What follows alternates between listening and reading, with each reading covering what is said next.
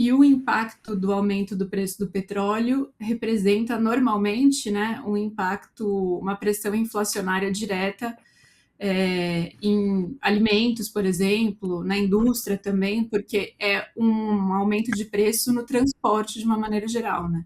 Mas quem vai ajudar a gente a conversar sobre esse assunto e trazer mais elementos aqui, como a gente já falou, é o Aurélien Maldoné. Ele é especialista em transição energética e ESG, e é vice-presidente da Câmara de Comércio Brasil-França, no Rio de Janeiro. Aldonê, bom dia, vem para cá conversar com a gente. Obrigada por estar aqui hoje. Bom dia, Beatriz. Bom dia, Thalita. É um prazer estar aqui com vocês no programa matinal hoje de manhã. O prazer é nosso em te receber por aqui. E começo te perguntando, em um cenário de bloqueio prolongado ali no Estreito de Hormuz, né, no caso disso se estender aí no tempo, qual é o impacto imediato no preço do petróleo e do gás natural e o que isso significa para a economia? Bom, acho que a Thalita, na sua introdução, já fez assim algumas colocações extremamente pertinentes, né, em relação aos preços, né, do petróleo. Acho que aqui o pulo de gato é a duração do conflito, entendeu? Claramente, né, o Irã tomou essa decisão como uma medida de retaliação, né, contra o ataque dos Estados Unidos e do Israel contra ela. E o incógnito aqui, de fato, o tempo de duração, né, da interrupção da navegação. Né? Se o tráfego foi regularizado rapidamente, os preços tendem a recuar. Agora, o que a gente está vendo agora nas bolsas é realmente, né, o aumento dos preços. Né? Domingo à noite, com o anúncio do ataque, os preços dos petróleo bruto, né, já tinha chegado na casa dos 80 dólares por barril. Como a Thalita bem falou, recuou um pouco agora, está na casa dos 75, mas pode sim chegar a preços mais elevados, na casa dos 100, 150. Eu vou relembrar aqui que em abril de 2022, quando a Rússia começou a ataque contra a Ucrânia, os preços do petróleo tinham chegado a 120, entendeu? Então a gente está ainda longe desse marco, né? Então eu acho que assim, os mercados financeiros ainda estão avaliando todas as consequências, né, dessa operação militar. Outro ponto importante, com o aumento dos preços, né, do petróleo e do gás natural, obviamente, o aumento dos preços de outros insumos, né, porque não é só o petróleo que transita pelo Estreito de Hormuz, né, você tem 33% dos fertilizantes, incluindo o amoníaco, e é isso um insumo fundamental na produção alimentar. Você tem 15% da produção mundial de plástico, e a gente sabe que também plástico é um insumo importante na produção de determinados bens e produtos. Isso encarece, de forma geral, o transporte e a logística, porque se você não pode passar pelo Estreito de Hormuz, como bem mostrado na sua mapa agora, você tem que contornar a África para chegar até Europa e Ásia. Então, isso aumenta o percurso de vários dias e encarece de forma significativa. Por transporte terrestre, apenas 2 países que pertencem ao Golfo Pérsico, a Arábia Saudita e Emirados Árabes Unidos, como mostrado aqui no mapa, possuem uma rede compreensiva de gasoduto e oleoduto. Somente 2,6 milhões de barris pode transitar pela essa via terrestre, ou seja, 10% do tráfego diário, né, que passa pelo estreito. Então, essa rota terrestre não vai conseguir escoar essa produção, né, do Irã. Então, mais o conflito perdura, mais a gente vai assistir um cenário de aumento de preços. E a gente pode chegar assim a um cenário que a gente vai bem além de 100 dólares o barril. Obrigada, Aurelian. Queria voltar um pouquinho num dos pontos que eu trouxe, a gente falando aí sobre a questão da Ásia, né? Acho que você trouxe um bom panorama explicando quando a gente está falando de petróleo, a gente não está falando só, né, do combustível em si, mas de toda essa cadeia envolvida. Eu tenho visto, assim, tô há 5 horas à frente do Brasil, então desde que eu acordei estou me atualizando aqui dos mercados da Ásia e vendo a questão, por exemplo, como China e Coreia do Sul têm respondido. Eu vi que o governo da Coreia do Sul falou que teria como segurar isso por 8 meses, mas eu queria que se você pudesse detalhar para a gente, né, esses países, economias muito robustas e que também são muito conectadas a economias do Ocidente, economias como, por exemplo, o Brasil, caso da China, Índia, Coreia do Sul, como é que alternativas eles têm, já que você reforçou essa questão da Rússia, né, desses outros produtos, ou mesmo essa margem, se eles têm esse espaço, né, de ter combustível Uhum. aí por mais alguns meses, se isso não impacta agora, porque a gente sabe que o mercado ele se antecipa também, né, mesmo que possa falhar no futuro, isso pode se antecipar. Você poderia desenhar um pouquinho para a gente como é que isso afeta Lógico. a China e isso pode chegar no Brasil, por favor? Então, assim, eu vou começar a falar assim em termos geopolíticos, né? Eu não sei se ficou claro para todo mundo, mas o alvo dessa guerra dos Estados Unidos contra o Irã não é, propriamente falando, o Irã, é a China.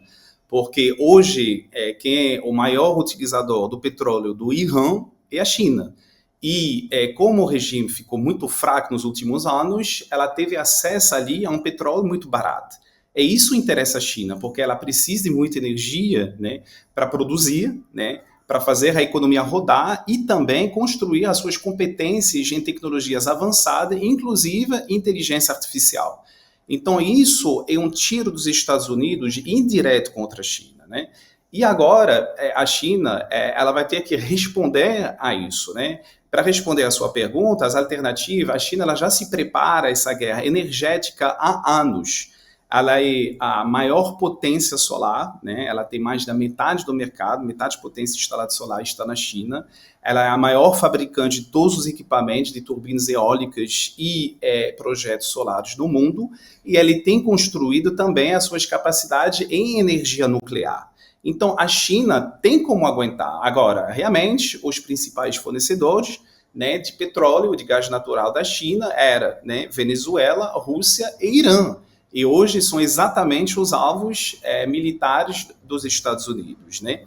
Então, elas vão ter que recompor essas cadeias de fornecimento de energia, né? A China tem como contornar isso, sim, mas isso quer dizer para ela que vai encarecer os preços, né, de produção para os produtos sendo fabricados no solo chinês. Para o Brasil, eu vejo ali uma possibilidade de jogada geopolítica muito boa, porque o que acontece? Uma das possibilidades para a China é bloquear as exportações de terras raras para os Estados Unidos. E a gente sabe que essas terras raras elas são essenciais para a fabricação de chip, de míssil, de turbinas eólicas, né? Hoje não se faz nada sem exportação de terras raras. Se a China faz isso, os Estados Unidos entram em um colapso tecnológico, né? Então, tudo depende da reação da China. Ela pode fazer nada, ela pode bloquear as exportações, né, como medida de retaliação. E nessa jogada, o Brasil ele tem uma carta boa geopolítica, porque ele é a segunda maior reserva de terras raras. Por exemplo, o nióbio ele tem 90% das reservas aqui. Então, o Brasil pode chegar a aumentar as suas exportações, né, de terras raras, tanto para os Estados Unidos, tanto para a Europa. Mas é claro que no curto prazo, no Brasil, os efeitos dessa operação militar, eles são bastante negativos, né? Os preços vão começar a disparar, a inflação sobe, os mercados financeiros, né, tendem a recuar por conta da aversão ao risco, e a gente já falou também que por conta do fato do aumento dos preços do fertilizante, isso afeta também os preços dos produtos alimentares aqui no Brasil, né, que adiciona, né, ao círculo vicioso da inflação, né? Então, os efeitos ali são mitigados, né, para o Brasil. Mas a curto prazo, com certeza, é um impacto micro negativo. Aurelia, falando aí um pouco do Brasil, né? O Brasil é um exportador de petróleo, e aí ontem a gente viu a Bolsa reagindo no sentido positivo, digamos assim, né? Com essa perspectiva de o Brasil poder se colocar como uma alternativa na exportação de petróleo diante desse estrangulamento aí da rota do Estreito de Hormuz. Você está falando que a gente vai ter sinais positivos e negativos para o Brasil em diversas frentes. Nessa, especificamente aí, com relação à produção de petróleo, como você vê o Brasil posicionado hoje e o quanto dá para falar que ele pode, de alguma maneira, ser uma rota, um exportador alternativo para países que hoje dependem do Estreito de Hormuz, ou isso é inviável? Então, como falei, né, os efeitos setoriais para o Brasil vão ser mistos, né? Mas eu acho que, em termos agregados, né, o Brasil tem mais a ganhar do que perder dessa operação militar. O que ele tem para ganhar? Como ele é exportador, né, de petróleo bruto para o exterior, as receitas de exportação vão aumentar, os lucros da Petrobras, né, que é propriedade do Estado Federal, vão aumentar. O saldo da balança comercial vai aumentar. Então, isso realmente, em termos macros comerciais, isso ajuda. Agora, quando a gente olha o impacto micro, quer dizer, para os consumidores finais, como já falei, os impactos de curto prazo tendem a ser negativos, né? Isso quer dizer que o preço dos alimentos vai subir, a inflação vai subir. E a gente sempre precisa se relembrar que o Brasil ainda importa alguns combustíveis refinados, né, como diesel e gasolina. Infelizmente, nós não temos ali a capacidade total de refinar o petróleo que está sendo produzido pelo Brasil, né? Então, ainda dependemos dos preços do mercado internacional, né? Mas quando a gente olha, né, impacto macro e impacto micro, eu acho que no total isso pode ser positivo para o Brasil. Eu repito, para o Brasil, porque às vezes o consumidor fala, puxa, mas eu não vejo nada positivo para mim. Os preços estão aumentando, o preço da gasolina aumentando, o preço do alimento aumentando, cadê o positivo? É porque a balança comercial, né, os agregados macro, é algo que não tem muita realidade, né, para o consumidor brasileiro, mas para o Brasil como país, isso pode tender a ser positivo. Eu repito, do ponto do vista geopolítico, eu acho que o Brasil, se souber navegar essa crise, já que não tomou nenhum lado, pode exportar mais petróleo, né, porque são as maiores reservas offshore, né, que foram descobertas com pré-sal, e também exportação de terras raras. Isso interessa muito os Estados Unidos e a China. Aurelia, eu gostei muito que você trouxe sobre a China, né, da questão dos Estados Unidos, eles pensando ali de uma maneira mais ampla. Eu queria trazer um outro ponto para a nossa discussão aqui. A gente falou extensamente aqui no programa, em janeiro, sobre a questão da ação dos Estados Unidos na Venezuela. Um dos nossos convidados falou sobre também o quanto os Estados Unidos estavam ali querendo, né, com a ação na Venezuela, barrar a China desse acesso à América Latina. E quando você fala, trazendo essa coisa mais macro geopolítica para o micro, o Trump enfrenta eleições agora, nesse ano, né, de meio de mandato, são eleições do Congresso, mas que afetam como ele pode governar. E você falou sobre o quanto para o consumidor brasileiro no micro influencia na inflação. E nos Estados Unidos, tem como a gente tentar prever aí se isso pode trazer, ainda que para o Trump possa ser bom para o que ele quer do ponto de vista político macro, mas para o consumidor americano isso pode ser um problema, isso pode pressionar os preços também para o consumidor lá e pressionar a inflação nesse cenário de eleição? É lógico, né, Thalita, né? Relembra a guerra comercial entre o Brasil e os Estados Unidos sobre o tarifácio, né? A gente viu que o Trump colocou pressão, né, que o governo Lula conseguiu né, navegar através dessa crise de forma eficiente. Por quê? Porque o governo americano enxergou do que o Brasil era exportador de alguns itens essenciais, como soja, como suco de laranja, como petróleo bruto, e precisava do Brasil do seu lado, né? Então, o Brasil ele tem argumentos geopolíticos porque ele tem acesso, né, a recursos naturais abundantes, né? Eu mencionei, por exemplo, várias das terras raras. Mas voltando para a sua pergunta sobre o impacto no solo americano, claro que, de novo, isso pode ter um impacto negativo, sim, para o consumidor americano. Eu acho que tudo depende da duração do conflito.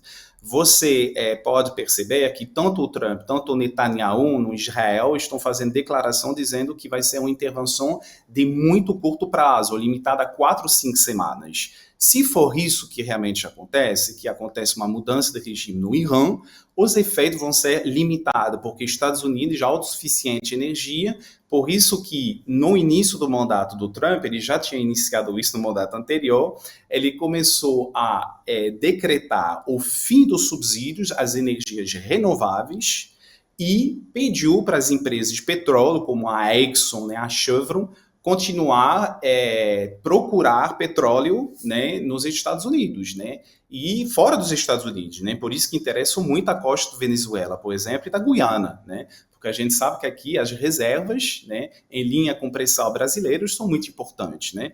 Então, eu acho que para responder a sua pergunta, tudo depende da duração do conflito. Eu acho que também em termos geopolítico, o cidadão americano, né, ele não vai aceitar um conflito de longo prazo, porque o Trump sempre criticou as administrações anteriores, né, em particular do Obama, por ter feito guerras, por exemplo, no Afeganistão, onde vários soldados americanos morreram, e isso, obviamente, tem um impacto negativo no eleitorado do Trump, né, porque eles não querem hoje em dia, né, que os Estados Unidos se metem em várias guerras ao redor do mundo, né? A gente tem uma lógica muito mais isolacionista que prevalece. Por isso, essa guerra no Irã hoje é uma faca de dois lados para o Trump. Ele pode ganhar, como ele pode perder muito eleitoralmente falando.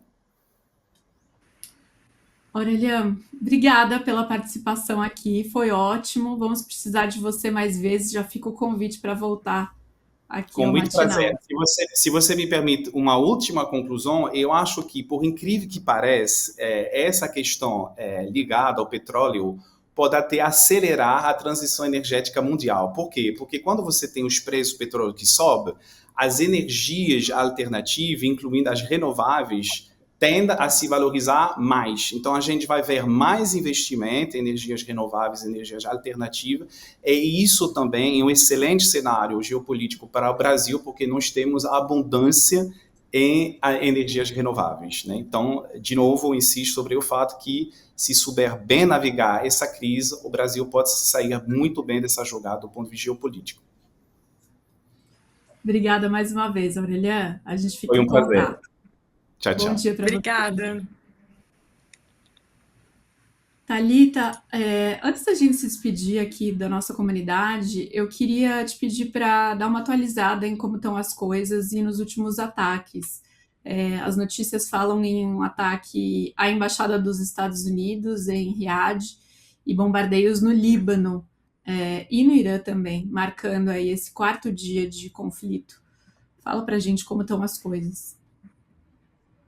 Sim, Bia, o que eu percebi nos últimos 2 dias, do ponto de vista aqui em Jerusalém, por exemplo, a gente tem menos bombardeios, menos alertas, mas eu percebi que o Irã tem direcionado para outros países, e isso se reflete não só na minha percepção do que eu visualizo aqui, mas do que eu estou lendo, do que está acontecendo. Você mencionou essa questão em Riad. Não há relatos de que ninguém tenha se ferido. A gente sabe que os Estados Unidos já estavam retirando pessoal e eles reforçaram essa decisão hoje pela manhã de reduzir a missão diplomática em 14 países do Oriente Médio e também disseram para que a população deixe o quanto antes. Então tem muita gente correndo para os aeroportos, tem muitos voos cancelados, tem um lugar, por exemplo, o aeroporto de Tel Aviv não está funcionando, está fechado pelo menos até o dia 12, mas tem outras rotas, tem muita gente que eu conheço, inclusive, que está saindo, cruzando por terra para Amman, e isso se replica em toda a região.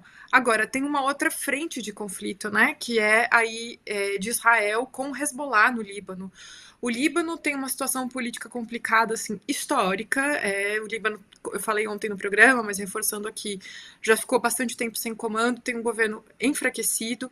O Hezbollah tem uma força, embora não seja governo, tem uma força política e militar bastante forte e o que tudo indica nas declarações, a revelia do governo do Líbano fez esses ataques. E aí houve críticas do comando do Líbano, né, do governo, porque, segundo, na visão do governo do Líbano, essas ações do Hezbollah, que é aliado ao regime iraniano, que é aliado aí a Teherã, acabou trazendo um conflito para o Líbano e a população que está pagando o preço, né? A gente já tem aí um número crescendo de mortos e ataques crescendo. Israel, hoje pela manhã, começou a ameaçar entrar por terra né? Israel faz fronteira com o Líbano, o norte de Israel faz fronteira com o sul do Líbano.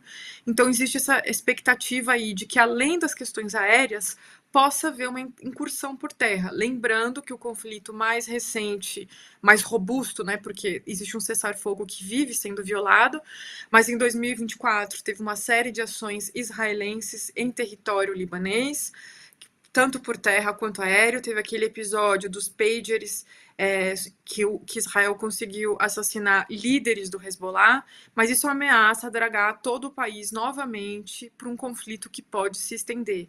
Então a gente tem o Irã atuando em toda a região do Golfo, né, com essas questões aí que a gente mencionou sobre Riad, por exemplo, ameaçando os Estados Unidos, e a gente tem Israel também expandindo, e o Irã sendo ajudado pelo Hezbollah. Então esse é o cenário que a gente tem aqui. São várias frentes, e eu acho que cada um dos lados do conflito está testando qual é a capacidade. Os Estados Unidos têm reforçado dizendo, não, a gente tem munição aí para atacar ininterruptamente, né? O governo diz isso, mas a gente vê especialistas dizendo que não.